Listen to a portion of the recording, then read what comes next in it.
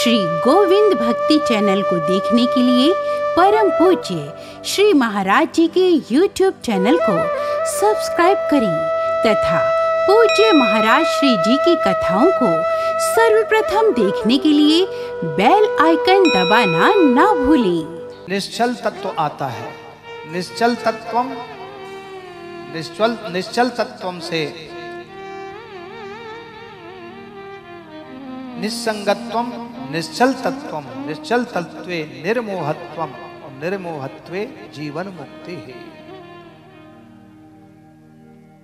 जीवन मुक्ति हो जाती है, भगवान का ब्रह्माकाराकारी वृत्ति हो जाती है और भगवान के चरणों का हमें दर्शन होने लगता है।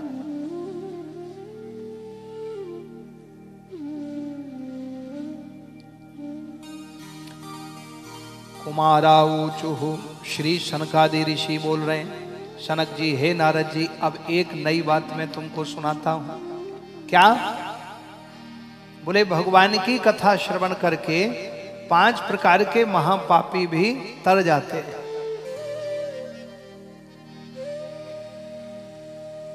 पांच प्रकार के महापापियों का भी उद्धार हो जाता है। और तो और हे नारद जी, मृतक प्राणी भी भगवान की कथा को सुने तो वो भी मुक्त हो जाता है। तो बोले महाराज, जीवित व्यक्ति भगवान की कथा सुने, भागवत को श्रवण करे, उसकी मुक्ति हो जाएगी, ये मैं मान सकता हूं, होगी। वो जिंदा सुन रहा है, लेकिन जो मृतक मर गया, वो मरने के बाद वो क्या कथा सुन पाएगा? जो मर चुका वो कभी सुनता नहीं, उसकी मुक्ति हो जाए, ये मेरी समझ से बाहर है। ये कैसे हो सकता है? तो बोले 5 प्रकार के महापापी। बोले इस पर एक इतिहास सुनाया श्री नारद जी को। श्री सनकादि ऋषि सनक जी महाराज ने इतिहास सुनाया कि मैं तुमको एक प्रमाण बताता हूं कि मृतक प्राणी की भी मुक्ति हुई। प्रेम से बोलो राधे राधे, जय श्री कृष्ण। पहले तो 5 प्रकार के महापापियों का उद्धार कैसे होगा, और वो कौन कौन से 5 प्रकार के महापापी हैं, सुकृपा करके बताइए। तो बोले हे नारद जी, आप सुनिए। ए मानवाः पापकृतस्तु सर्वदा सदा दुराचार्य रता विमार्गगा क्रोधाग्निदग्धाः कुटिलाश्च कामिनः सप्ताह यज्ञेन कलौ पुनन्ति ते। सप्ताह यज्ञेन कलौ पुनन्ति ते। ये मानवाः पापकृतस्तु सर्वदा। बोले 5 प्रकार के महापापी कौन कौन से हैं? बोले सबसे बड़ा महापापी है जो निरंतर पाप कर्म में ही डूबा रहता है। पैदल चल रहा है तो चलते चलते भी सोच रहा है कि किसका नुकसान करना है, किसका बुरा करना है। जो निरंतर पाप कर्म में ही रहता है, तो बोले वो पहला महापापी। सदा दुराचार्य रता विमार्गगाः। बोले जो सदा दुराचार कर्म करने में ही लगा रहता है। रत माने लगा हुआ है। दूसरा बोले क्रोधाग्निदग्धाः कुटिलाश्च कामिनः। बोले दूसरा महापापी जो क्रोध रूपी अग्नि में जलता रहता है। चिता में तो एक बार ही जलता है व्यक्ति, लेकिन क्रोधी व्यक्ति को जितनी बार क्रोध आएगा उतनी बार उसको जलना पड़ता है। उसको महसूस नहीं होता है, उसको अनुभव नहीं होता। लेकिन ध्यान रखें, कभी भी आप देखना, बहुत लोगों की ऐसी आदत होती घर में कि थोड़ी थोड़ी बात पर बहुत क्रोध करते हैं, और वो तो क्रोध सच में करते हैं, और जिस पर करते हैं उसका कुछ नहीं होता है। उसको पता है इनकी तो आदत है बड़बड़ाने की, क्रोध करने की, वो तो गंभीरता से सुन लेता है। लेकिन क्रोधी व्यक्ति के चेहरे को आप देखें, भौहों को देखें, आईब्रो एकदम सिकुड़ जाएंगे, चेहरा लाल हो जाएगा, बीपी बढ़ जाएगा। एक वैज्ञानिक थे, उन्होंने बताया, एक जो मनोवैज्ञानिक, बोले महाराज पूरे दिन जो एक मजदूर मेहनत करता है, फावड़ा चलाता और परात में जो है मसाला भर के और बिल्डिंग पर ले जाता है, दिन भर में जितनी उसकी एनर्जी खर्च होती है, और बोले 1 मिनट के क्रोध में उतनी एनर्जी नष्ट हो जाती है क्रोधी व्यक्ति की। इसलिए सोचने वाले व्यक्ति की भी ऐसे ही होती है। दिन भर जो मेहनत करता है मजदूर और शाम को थक जाता है, अपने घर में भी वो रोटी बनाने के लिए आलस करता है कि कहीं मिल जाए थोड़ा तो पालें, इतना थक जाता है। तो इतनी एनर्जी वेस्ट होती है, इतनी एनर्जी नष्ट होती है 1 मिनट के क्रोध में, और इतनी ही एनर्जी टेंशन में, चिंता करने में होती है। तो चिंता, टेंशन और क्रोध ये बीमारी का घर है। इसलिए क्रोध कभी नहीं करना चाहिए और टेंशन नहीं लेना चाहिए। यदि आपने टेंशन ले ली तो समझ लो कि फिर मुश्किल है।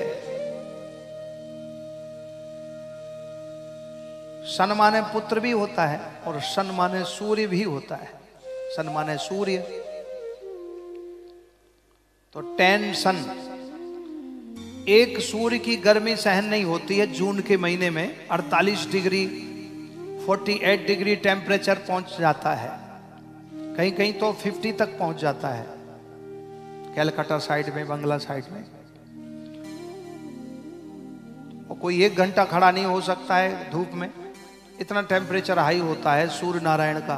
तो एक सन की गर्मी सहन नहीं कर पाता, और 10 सन 10-10 सूर्य की गर्मी जब ऊपर आएगी तो क्या हाल होगा उसका, झुलस जाएगा शरीर। ये प्रकृति हो जाती है।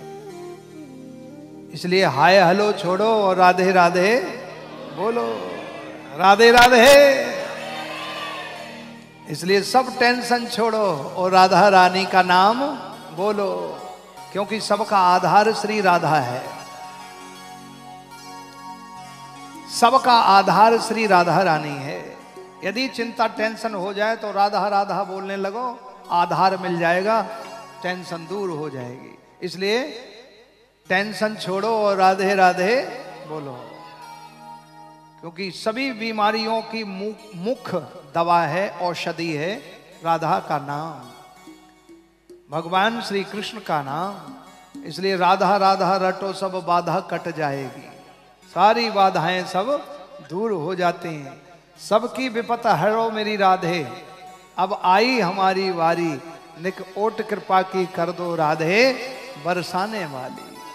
इसलिए भगवान के चरणों में सच्चा प्रेम है तो राधा रानी सबके दुख को दूर कर देते हैं। इसलिए टेंशन और क्रोध कभी नहीं करना चाहिए। प्रेम से बोलो राधे राधे।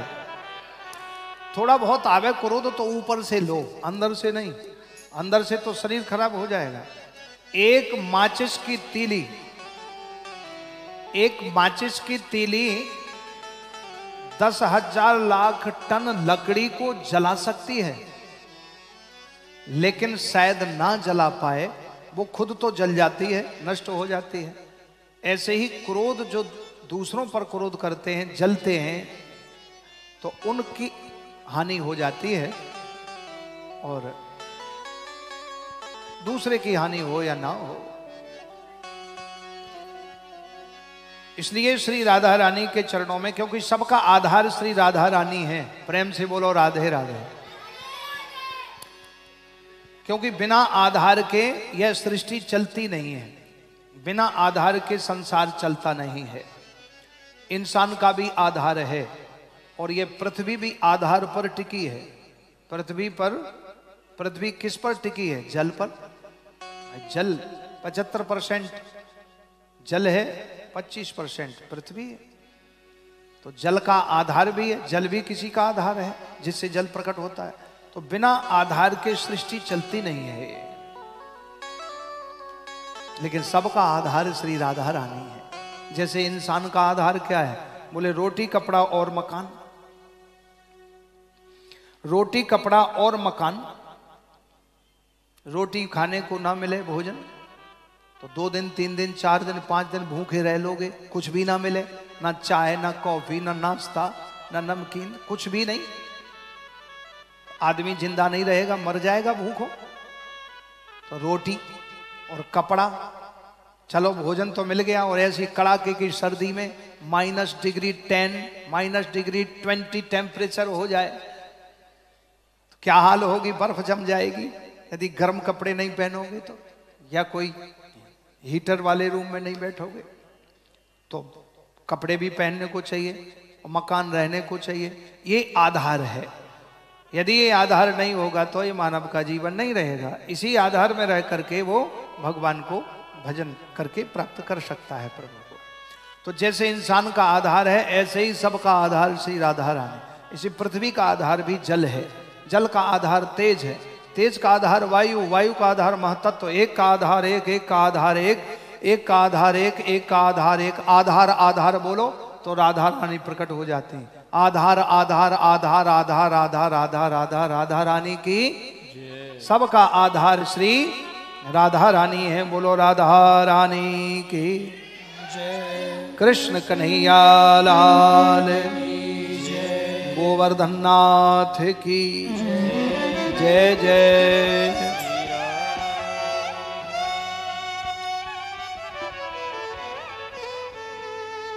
इसलिए राधा रानी के चरणों में यही प्रार्थना हो, हे राधा रानी नेक और कृपा की कर दो। ज्यादा नहीं, केवल थोड़ी सी, जैसे करंट में नेक सो हाथ लगाए दो, बस इतने में है गो काम। ऐसे ही नेक और कृपा की कर दो। श्री राधा रानी ते प्रार्थना कर रहे हैं कि हे राधा रानी जी नेक और कृपा की कर दो, बस यही प्रार्थना है। तो ब्रज के रसिक संतों ने भजन गाया, बड़ा अच्छा भजन है। अरे निक निक और कृपा की कर दो राधे बरसाने वाली, निक और कृपा की कर दो राधे बरसाने वाली।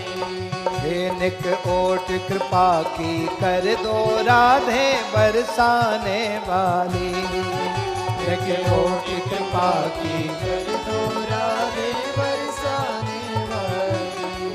ओ बरसाने वाली हो श्यामा बरसाने वाली, बरसाने वाली हो श्यामा बरसाने वाली। निक ओट कृपा की कर दो राधे बरसाने वाली, निक ओट कृपा की कर दो राधे बरसाने वाली। जय हो।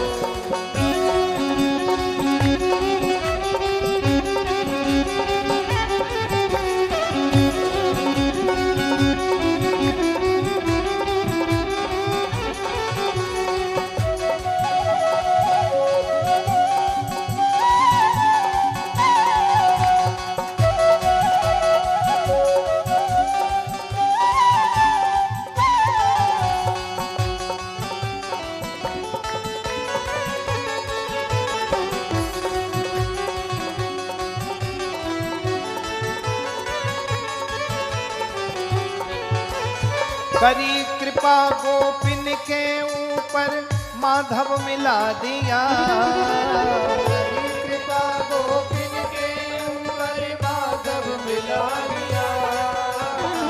करी कृपा गोपिन के ऊपर माधव मिला दिया, करी कृपा गोपिन के ऊपर माधव मिला दिया।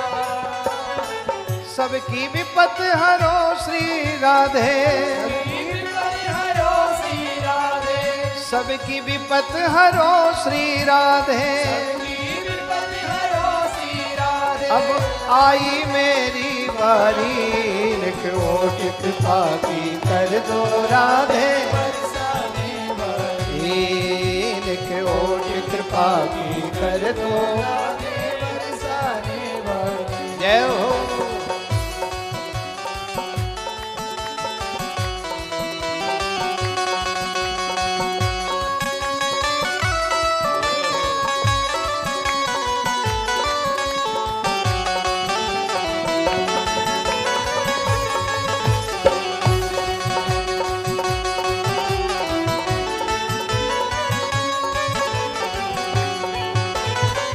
श्वासों के अनमोल रतन पल पल में बीते जाते, श्वासों के अनमोल रतन पल पल में बीते जाते, श्वासों के अनमोल रतन पल पल में बीते जाते, श्वासों के अनमोल रतन पल पल में बीते जाते। जन्म जन्म के पुंज पापिए मुझको बहुत सताते, जन्म जन्म के पुण्य पाप ये हमको बहुत सताते, स्वार्थ का संसार है राधे, स्वार्थ का संसार है राधे, स्वार्थ का संसार है राधे, स्वार्थ का संसार है राधे। इनके ओट कृपा की राधे बरसाने वाली, जय हो।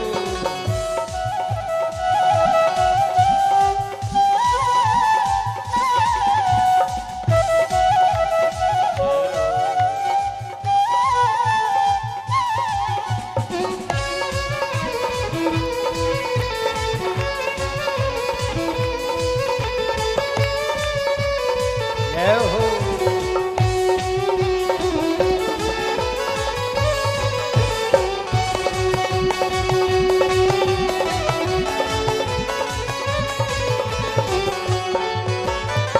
एक भरोसा करके राधे तेरे दर पे आया, एक भरोसा करके राधे तेरे दर पे आया, दरबार हजारों देख लिए पर चैन कहीं नहीं आया, हजारों देख लिए पर चैन कहीं नहीं आया, तेरे मिलन को तरसे अखियां, मिलन को तरसे अखियां, तेरे मिलन को तरसे अखियां, मिलन को तरसे अखियां, अब क्यों देर लगाई, क्यों कृपा की कर दो राधे बरसाने वाली, बोल क्यों कृपा की कर दो राधे बरसाने वाली, बरसाने वाली, श्याम बरसाने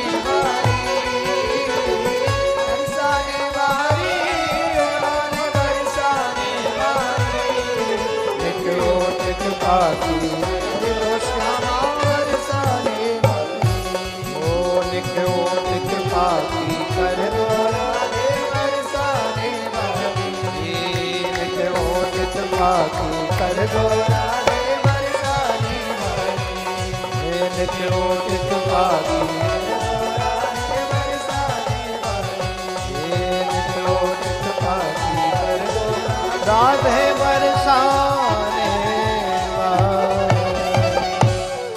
बोलिए राधा रानी की जय जय। राधे सबका आधार श्री राधा रानी है।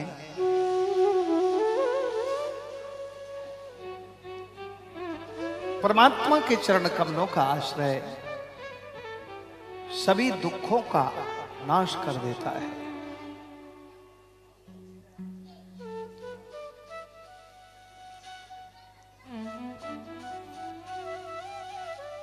जीवन में क्रोध यदि आ जावे तो क्रोध से ही व्यक्ति के जीवन की स्थिति बिगड़ जाती है और वो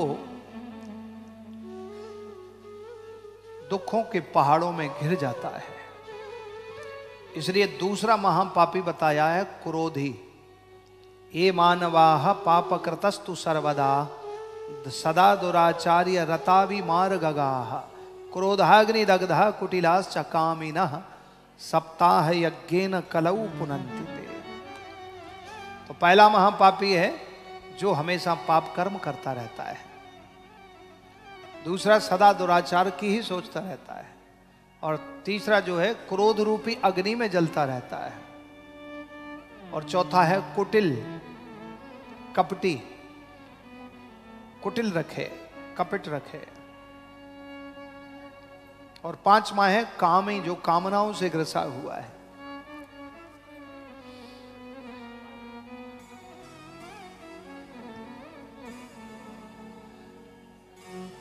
अनेक विद्वानों ने अनेक भाव बताए कि इन 5 प्रकार के महापापी भी ये भगवान की कथा श्रवण करें नियम पूर्वक, श्रद्धा पूर्वक, तो निश्चित ये भयंकर पाप यातनाओं से मुक्त हो जाते हैं।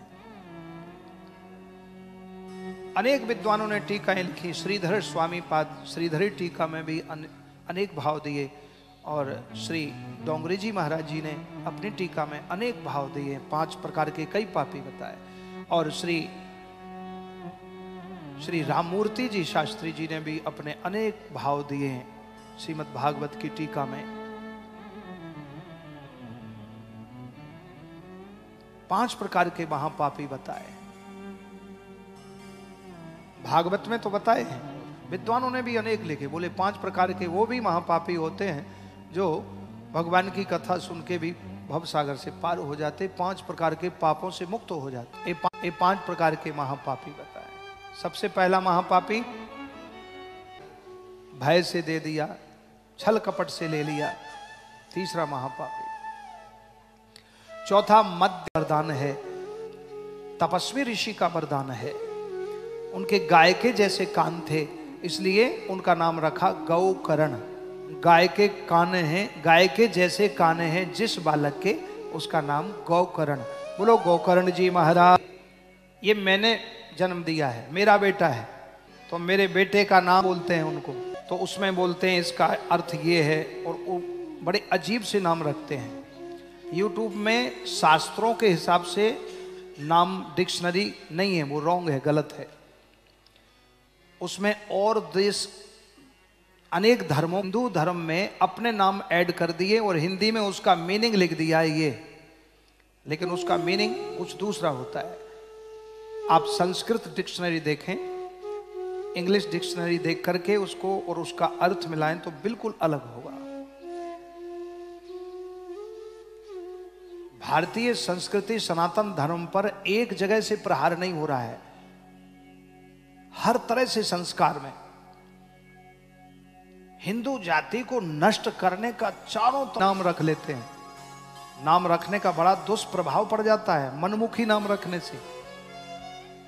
मथुरा में एक बहुत बड़े सज्जन रहते, उनका नाम नहीं, अपने ही समकक्ष के हैं, उन्होंने अपने बेटा का नाम रख लिया सूर्यांशु। सूर्यांश, सूर्यांश पढ़े लिखे, बहुत अच्छे पढ़े लिखे, सूर्यांश रख लिया।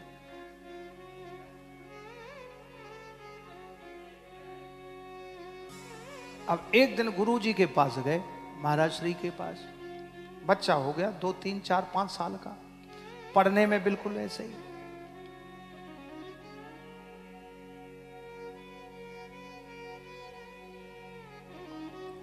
बोले क्या नाम रखा है उसका? बोले महाराज जी सूर्यांश।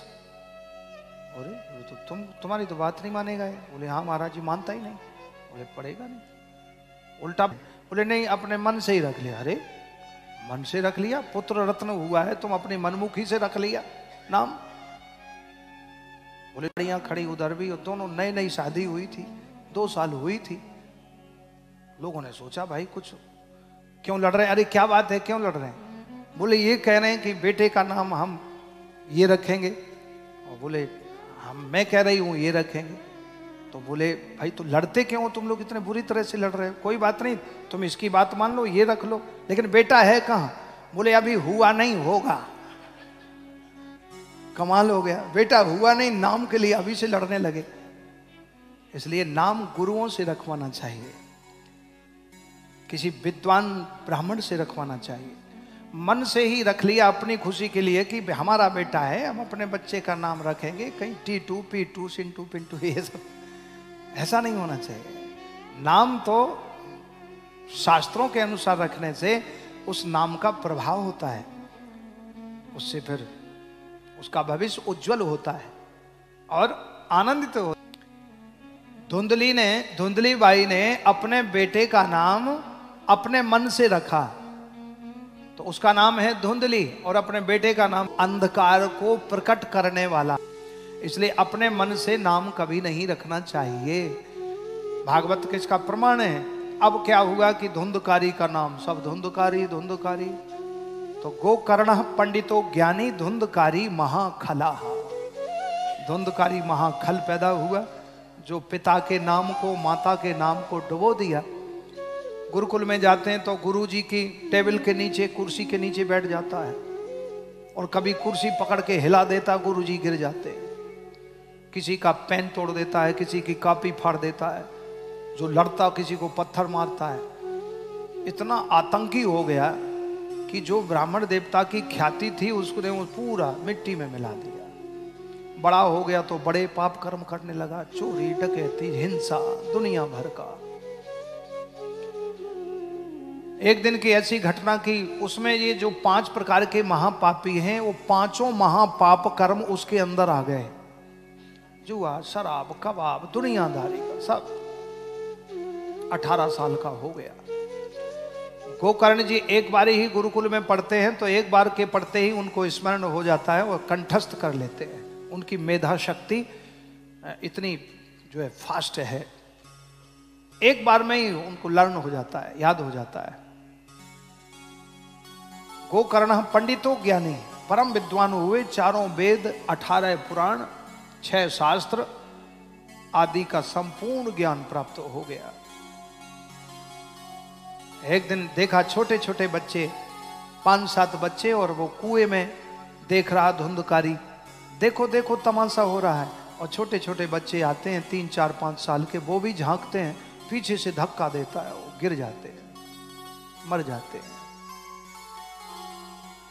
रोते रोते माँ बाप आते हैं उन बच्चों के, महाराज तुम्हारे धुंधकारी ने ऐसा किया, ऐसा। ब्राह्मण देवता को ऐसे लगता जमीन फट जाए, मैं मर जाऊं। पूत सपूत तो किम धन संचय, और कुपूत कपूत तो किम धन संचय। यदि पुत्र सुपात्र निकल जाए तो पिता को धन कमा के देने की जरूरत नहीं है, वो अपना ही पुरुषार्थ परिश्रम करके इतना धन कमाएगा कि पिता से भी दुगना कमा देगा। और यदि कुपात्र निकल गया तो अभी कमाने की जरूरत नहीं है, पिता धन कमा के, पसीना बहा के कमा के गया और बेटा को रख गया और उसने जुए शराब में सब चौपट कर दिया, तो अभी बेकार है।